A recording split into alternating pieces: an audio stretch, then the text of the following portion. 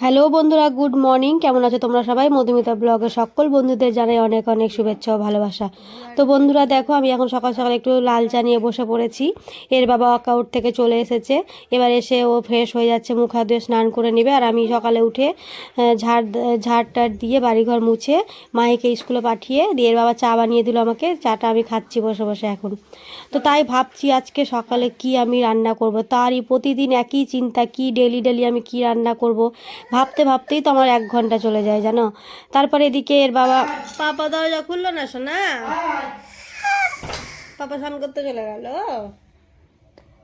তুমি যাবা পাপার কাছে? হুম, শোনা। তো বন্ধুরা দেখো, অনেক ভাবনা চিন্তা করে আমি চলে এসেছি কিচেনে। এবার ফ্রিজে যা সবজি ছিল আমি তা কেটে নিয়েছি। দেখো, গাজর ছিল কিছুটা পরে, বিনস ছিল, টমেটো, পেঁয়াজ, আলু আর ডিমও 5টা ছিল। তো সব আমি বের করে নিয়েছি। এবার আমি দেখো কি করি এগুলো দিয়ে। তো প্রথমে আমি ভাতটা বসিয়ে দিয়েছি, যাই করি ভাত তো আমাকে বসাতে হবেই।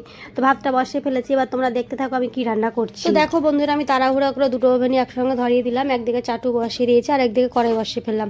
তো এদিকে আমি কড়াইটাতে সব সবজিগুলো ফ্রাই করব, আর এই চাটুটাতে আমি একটা একটা করে ডিমগুলো অমলেট করে নেব। তো তো এদিকে মাহির বাবারও স্নান হয়ে গেছে, ও পুজোতে বসে পড়েছে। আর আজকে আমি সকালে মাহিকে দিয়েছিলাম, লাঞ্চে দিয়েছিলাম হচ্ছে দুটো এগ রোল আর ব্যানানা অ্যাপেল।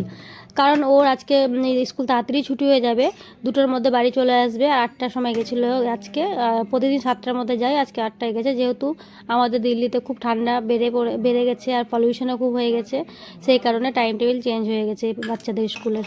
দিল্লিতে যেমন খুব গরমের সময় খুব গরম পড়ে, থাকা যায় না, সেরকম শীতের সময় প্রচণ্ড শীত পড়ে। তো দেখো বন্ধুরা, এখানে আমি একটা একটা করে অমলেটগুলো ভেজে নেবো। আর আজকে রান্নাটা করব হচ্ছে, তোমাদের রেসিপিটা বলাই হয়নি আমি আজকে কী রান্না করব।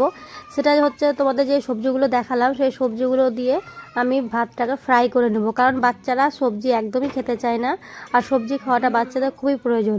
তো সেই জন্য আমি একটা আইডিয়া করলাম যে সবজিগুলো কীভাবে খাওয়াবো। তো ওই ভাতটা আমি সবজির মধ্যে নেড়ে, খুব খারাপ লাগবে না খেতে, ভালোই লাগবে।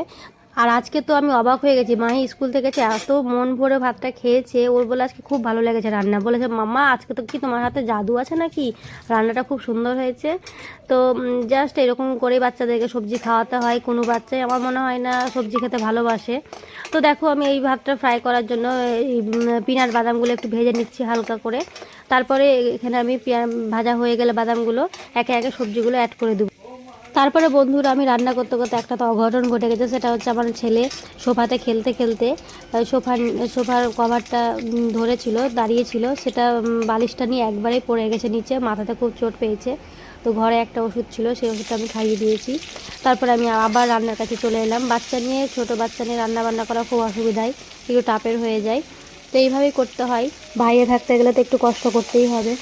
আর বাড়ির মতো তো না যে এখানে আমি রান্না করছি তো কেউ একটু বাচ্চাটাকে ধরে নিল। এটা আমাদের সম্পূর্ণ নিজেদেরকেই বাচ্চাও দেখতে হয়, রান্নাও করতে হয়, সংসারে যত কাজ সব করতে হয়। আর একটা প্লাস পয়েন্ট কি, যে আমার হাজব্যান্ড খুব ভালো, ওই যতটা পারে ওই বাচ্চা হেল্প করে। কিন্তু ওরও তো অফিস যাওয়ার ব্যাপার আছে না, ওই পুজো টুজো করে, একটু বেশিক্ষণ টাইম লেগে যায় ওখানেই।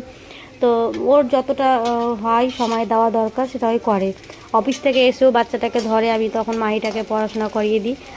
অনেক হেল্প করে আমাকে, আমি হেল্প পাই ওর বাবার কাছ থেকে। তারপরে দেখো, আমার আলুটা ভাজা হয়ে গেছে। এবার আমি একে একে সবজিগুলো অ্যাড করে দেবো। সবজিগুলো ভালো করে আমি লাল লাল করে ভেজে নিব। ভাজা হয়ে যাওয়ার পরে আমি এখানে একটু সস অ্যাড করব। আমি এইভাবেই রান্না করি, তোমরা কীভাবে করো আমাকে জানাবে। তারপরে দেখো, লবণ হলুদ দিয়ে দিলাম। আর এখানে আমি ভেজে রাখা পিনাট বাদামগুলো, সেগুলো এখানে আমি এখনই অ্যাড করে দেবো। তো দেখো, এগুলো সব একসঙ্গে দিয়ে ভালো করে আরও একবার নাড়িয়ে নিব সবজিটাকে। দিয়ে এখানে আমি সস অ্যাড করে দেবো। সসের মধ্যে এটা আমি সয়া সস নিয়েছি, তারপরে দিব টমেটো কেচাপ। তো বন্ধুরা, ভালোভাবে রেসিপিটা তোমাদেরকে বলাই হয়নি আমি রান্নাটা কি করছি আজকে। এটা তো ভাত ফ্রাই হচ্ছে, বুঝতেই পারছো। তারপর আমি অমলেটগুলো যে ভাজছি সেগুলো কি করব, সেগুলো হচ্ছে আজকে করবো অমলেট কারি। কারণ আমার একটু ডাউট আছে, যদি বাচ্চারা না খেতে পারে এই ভাতটা, তো ওই জন্য আমি অমলেট কারি করে রাখলাম, ওটা দিয়ে বেশ ভালো করে খেয়ে নেবে। কিন্তু দুঃখের বিষয়, আমি এত কষ্ট করে যে অমলেট কারিটা রান্না করলাম সেটা ওর বাবা আজকে নিয়েই গেল না। ওর এই ভাতটা যে এত সুন্দর লেগেছে দেখতে, আর একটু 1 চামচ আমি টেস্ট করেছিলাম, এত ভালো লেগেছে ওর খেতে। বলছে আমাকে আর কারি দিবা না, অমলেট কারি। আমি এটা দিয়েই খেয়ে নেবো, আমাকে একটু টক দই দিয়ে দিবা আর শশা দিয়ে দিবা, বাস আমার হয়ে যাবে। তো এত কষ্ট করে রান্না করলাম, এর বাবা নিয়ে গেল না, বাস এটাই হচ্ছে একটু দুঃখের ব্যাপার। ওই জন্য রান্নাটা আমি স্লো করে দিলাম। আর এদিকে দেখো আমি দুধটাও পাশে বসিয়ে দিয়েছি, আমার ছেলের ব্রেকফাস্টের টাইম হয়ে যাচ্ছে, সকালবেলা উঠে পড়ে, তো তারপর আর কিছু খাওয়াতে পারি না।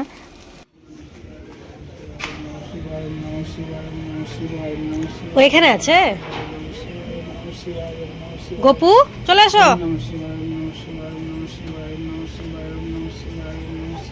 এসো বাবু। তারপরে দেখো এদিকে অমলেট কারিটা যেহেতু আমি জোগাড় করে ফেলেছি, রান্নাটা করব বলে তাড়াতাড়ি সবজিগুলো কেটে ফেলেছি, তো আর দেরি না করে মনে করছি রান্নাটা করেই ফেলি, রান্নাটা করে কিচেন থেকে বেরিয়ে গেলেই বাকি। তারপরে দেখো এই জন্য আমি অমলেট কারির জন্য আলুটাকে ভাজতে লেগে গেছি। আলুটা একটু ভালো করে লাল লাল করে ভেজে নিব। আলুটা ভাজা হয়ে গেলে আমি এখানে পেঁয়াজ অ্যাড করে দেবো। পেঁয়াজটা ভালো করে ভাজার পরে তোমরা তো জানো সব লবণ হলুদ দিয়ে মশলা দিয়ে বাস হয়ে গেল আমার রান্না। আর এখানে দেখো আমার ভাতটাও হয়ে গেছে, আমি এখানে 5 মিনিটের জন্য দম দিয়েছিলাম, তো খুব সুন্দরভাবে হয়ে গেছে, দেখতেই পাচ্ছ, বুঝতেই পারছো কি সুন্দর খিলা খিলা হয়ে গেছে একদম চালটা। আর এই চালটা আমি ডেলি ইউজের চাল ব্যবহার করিনি, এটা একটু বাসন্তী যেটা পোলাওয়ের চাল পাওয়া যায় সেই চালটা আমি এখানে অ্যাড করেছি। তো চলো বন্ধুরা আমি গ্যাসটা অফ করে দিই, আমার ভাতটা হয়ে গেছে। তারপরে দেখো এখানে আলুটা আমার ভাজা হয়ে গেল, এখানে পেঁয়াজটাকে দিয়ে দেবো, পেঁয়াজটাকে ভালো করে ভেজে নিয়ে লাল লাল করে তারপর এখানে আমি লবণ হলুদ দিয়ে দেবো। আর তোমাদের সঙ্গে ভালো করে আমি শেয়ার করতে পারছি না, আমার ছেলে খুব কাঁদছে। এই ফাঁকে আমি এর বাবারও লাঞ্চটা রেডি করে দিয়েছি, ছেলের খাওয়ারও ওখানে রেডি আছে, কিন্তু এত ব্যস্ত যে আমি ছেলেটাকে খাওয়াবার টাইম পাচ্ছি না। তো দেখো এদিকে একবার মশলাটা আমি দিয়ে দিব, আর আমি ভাজাভাজি বেশি করব না, মশলাটা অ্যাড করে দিলাম। এবার লবণ হলুদ দিয়ে আমি এখানে ঢেকে দিই, দিয়ে আমি বাকিটা পরে দেখে নিব, যেহেতু এর বাবা আজকে নিয়ে যাবেন এই সবজিটাও, তো তাড়াহুড়ার ব্যাপার নাই, আমি আস্তে সুস্তে এটা করতে থাকি। আর বাবা ওদিকে রেডি হচ্ছে, আমি ফল কেটেও দিয়ে দিয়েছি ওর বাবাকে, ফলটা ওই খাক, আর এদিকে আবার সবজিটা হতে থাকুক। এখানে টমেটো কুচি দেওয়া হয়নি, টমেটো কুচিটাও এখানে আমি এখনই দিয়ে দেবো, দিয়ে এটাকে ভালো করে আমি ঢেকে নিব। তো দেখো বন্ধুরা এদিকে তরকারিটা হচ্ছে, আর আমি চলে এসেছি ওর বাবার লাঞ্চ প্যাক করতে, আর আমি ছেলেকেও খাইয়ে দিলাম, ছেলে এদিকে খেলছে ওর বাবার কাছে। আর দেখো ওর বাবার লাঞ্চটা প্যাক করে দিয়েছি, বলেছিলাম না, দই দিয়েছি, শসা, আর এই ভাত ভাজাটা দিয়ে দিলাম। আর এদিকে বাবা রেডি হয়ে যাচ্ছে অফিসে যাওয়ার জন্য, 9টাও বেজে গেছে। তো দেখো আর তরকারিটা আমার কষা হয়ে গেছে, আর বেশি কষবো না, আলুগুলা যেহেতু আমার খুব ভালো হয়ে সিদ্ধ হয়ে গেছে, আর বেশি কষলে আলুগুলা একদম ভেঙে যাবে। তো তরকারিটাতে এখন আমি এবার জল দিয়ে দিব। তরকারিটা বেশি ঝোল রাখবো না, যেহেতু আজকে এই ভাত ভাজাটার সঙ্গে বেশি ঝোল দিয়ে খেতে ভালো লাগবে না, বেশ গা মাখা বা গা মাখা একটা তরকারি রান্না করব। আর ঝোলটা যখন ফুটে যাবে, তারপর আমি একটা একটা করে ডিমগুলো ছেড়ে দেবো, যে অমলেটগুলো আমি ভেজে রেখেছিলাম। তো দেখো এদিকে জলটা ফুটেও গেছে, আর এদিকে আমি একটা একটা করে অমলেটগুলো ছেড়ে দিলাম, দিয়ে আরও একবার ভালো করে ফুটে উঠবে, আর একটু ঝোলটা কমাবো, এত ঝোল আমি রাখবো না। তো এটা ততক্ষণ ফুটুক, আমি তোমাদেরকে ফাইনাল লুকটা একটু পরে দেখাচ্ছি যে আজকে কেমন হয়েছে আমার এই অমলেট কারি লাল লাল। তো চলো এবার আমি এর বাবাকে বাই করে আসি। আমার ছেলে তো খুব খুশি হয়ে গেছে, এখন বাবা যাবে, তো দেখো কত আনন্দ করছে আমার ছেলে খুব বদ জানো, ও বুঝে গেছে এখন বাবা যেহেতু অফিস যাবে, এখন ওই বাই করবে না, ও এখন হেঁটে বেড়াবে, খেলে বেড়াবে, ওর বাবাকে ওখান থেকে নিয়ে আনতে হবে, আর একটুও চুমু দিবে না। দেখো কত ব্যাটাতে মারপিট শুরু হয়ে গেছে, ছেলে বুঝে গেছে যে পাপা এখন অফিস যাচ্ছে, আমি এখন আদর খাবো। তো এদিকে ওর বাবাকে আমি বিদায় করে দিলাম, বাই বাই টাটা করে দিয়েছি। তারপর আমি চলে এসেছি এই তরকারিটা আর একবার দেখতে, তরকারিটা খুব সুন্দর হয়ে এসছে দেখো, আর আমি ফুটাবো না, যেটা আমি চেয়েছিলাম একদম কষা কষার মতোই হয়ে গেছে। তো দেখো এই ফাইনাল লুক, ভালো লাগছে না দেখতে, খুব সুন্দর হয়েছে, আজকে খেতেও খুব সুন্দর ছিল সবজিটা, লাল লাল অমলেট কারি। তারপর আমার কিচেনটা একদম নোংরা হয়ে গেছে, যেটা হয় রান্না করার পরে প্রতিদিনই, তো সেটা আমি একবার ভালো করে সুন্দর করে পরিষ্কার করে নিই, দিয়ে তোমাদের সঙ্গে একবার ক্যামেরা অন করবো, চলো। তো বন্ধুরা দেখো আমি সুন্দর করে একদম টিপটাপ করে নিয়েছি আমার কিচেনটা। এরপর আমার কাজ হচ্ছে আমি নিজে স্নান করব, আমি এখনও কিছু খাইনি, ব্রেকফাস্ট করব, ছেলেকে স্নান করিয়ে ছেলেকে ঘুম পাড়াবো, তারপরে নিজে কিছু খাবো, দিয়ে তোমাদের সঙ্গে আসবো দুপুরবেলা যখন আমার মাহি স্কুল থেকে আসবে। তো দেখো মাহিকে স্কুল থেকে নিয়ে চলে আসলাম, এবার মাহি আসছে, এখন বাচ্চা 2টো। আর আমার ছেলে দেখো কত খুশি হয়ে গেছে দিদিকে পেয়ে, ও তো খুব ভালো বুঝতে পারে যে এই সময়টাতে দিদি আসে, ব্যস্ত হয়ে যায় নিচে যাওয়ার জন্য। তো চলো আমি এবার মেয়েটাকে স্নান করিয়ে খাওয়া দাওয়া করিয়ে দিই। তো বন্ধুরা দেখো মাই খুব টায়ার্ড হয়ে পড়েছে, এখানে দেখতেই পাচ্ছ। তো চলো মাইটাকে স্নান করিয়ে দিই, আর এই ছেলেটাকেও ভিতরে ঢুকিয়ে পড়ি। তো এই যে দেখো মাইটাকে স্নান করিয়ে দিলে, মাইটাকে খাওয়াতে পারলেই আমি শান্তি পাবো, সকালে স্কুল যাই, আমি খুব টেনশনেও থাকি।